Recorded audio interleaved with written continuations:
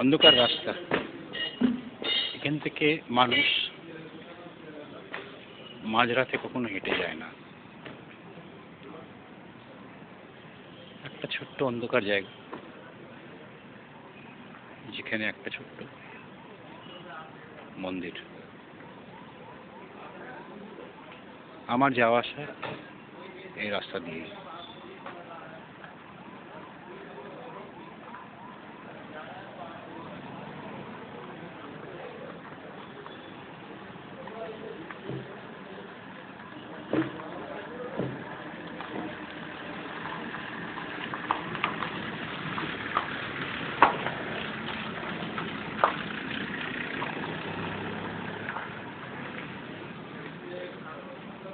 তারপর দ্বিতীয় জায়গা,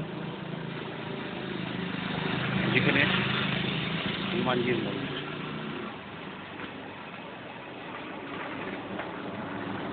তারপর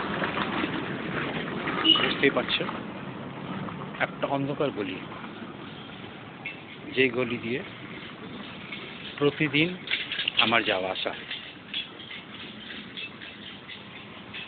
এই রাস্তা দিয়ে হাঁটতে হাঁটতে সকালবেলায় আমি অফিস যাই, আর রাত্রেবেলায় ফিরি। এখন আমি সিধে সামনের দিকে তাকিয়ে চলছি,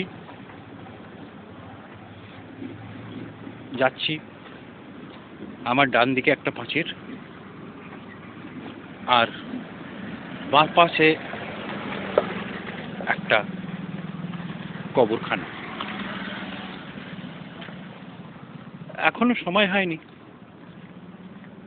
অন্ধকার ভালোভাবে নেমে আসার, কিন্তু তাও গা ছমছম করে।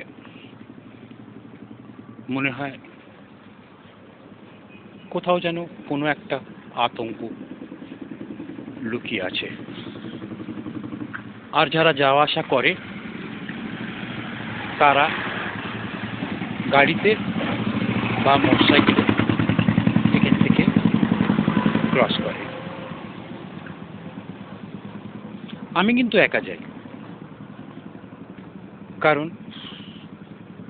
এটাই হয়তো সহজ পথ।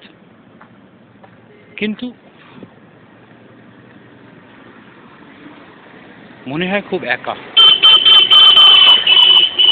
সবাই আসা যাওয়া করছে, কিন্তু একটা তাদের মধ্যে গতি আছে।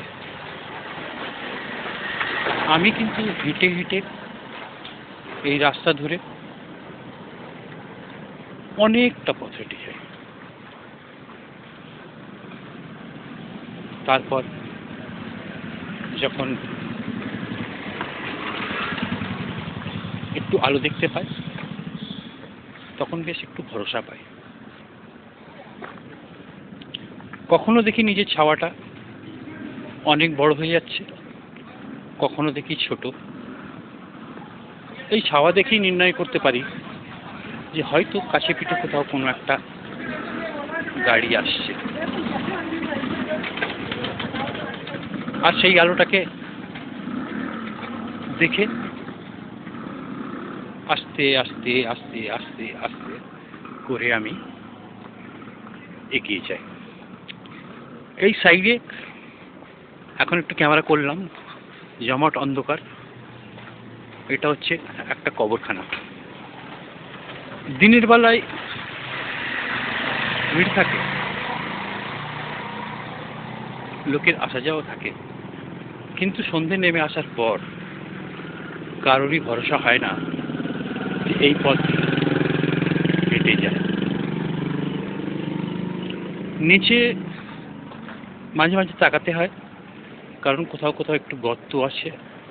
সেই গর্ত যদি না দেখে চলা যায়, তাহলে হয়তো হোঁচট খেয়ে পড়বে।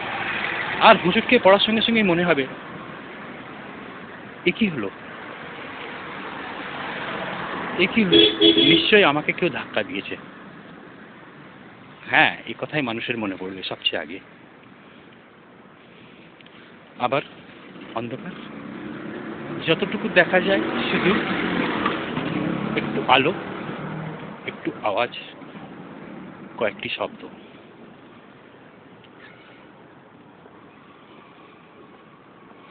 যাক, এবার একটা মোড় এলো। সেই মোড়ে আমি আস্তে করে সাবধানে ঘুরে দাঁড়ালাম। সামনে থেকে একটা গাড়ি আসছে। গাড়ির আলোটা ঠিক চোখের উপরে আমার পড়লো।